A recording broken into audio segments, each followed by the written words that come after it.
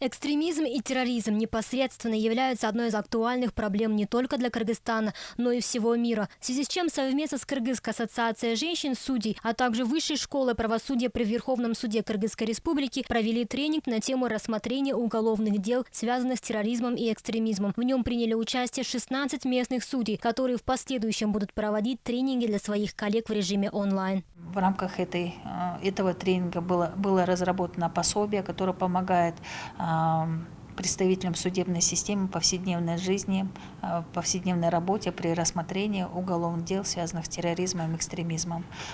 Были обсуждены такие актуальные вопросы, которые возникают при рассмотрении дел данной категории. Талайбек Маматалиев является судьей города Ош на протяжении 2 лет. На тренинг мужчина пришел с целью повышения знаний по отправлению правосудия по делам, связанным с экстремизмом и терроризмом. По его словам, такие меры необходимы для того, чтобы каждое рассмотренное дело было досконально изучено и сомнений в вынесенном решении суда не было ни у кого.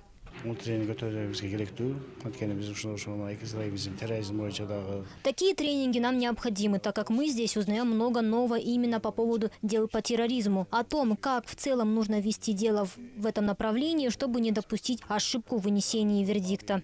Кыргызская ассоциация женщин-судей провела анализ по судебным делам по терроризму и экстремизму за 2014-2018 годы. В итоге было выявлено, что некоторые из дел содержат ошибки. В результате были разработаны специальные учебные пособия. На основе подготовленных учебных материалов проводятся тренинги. Сейчас проходит тренинг по особенности рассмотрения уголовных дел по преступлениям, связанным с экстремизмом и терроризмом, для того, чтобы у всех судей была правильная, единообразная практика в применении в процессе рассмотрения данной категории дел.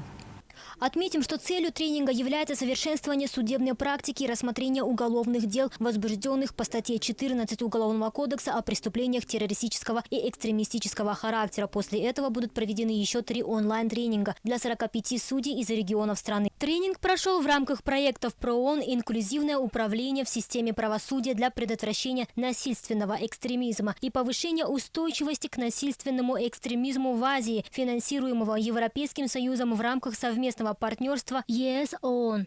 Ирина Саналиева, Бакыт Кыязов, ЛТР Бишкек.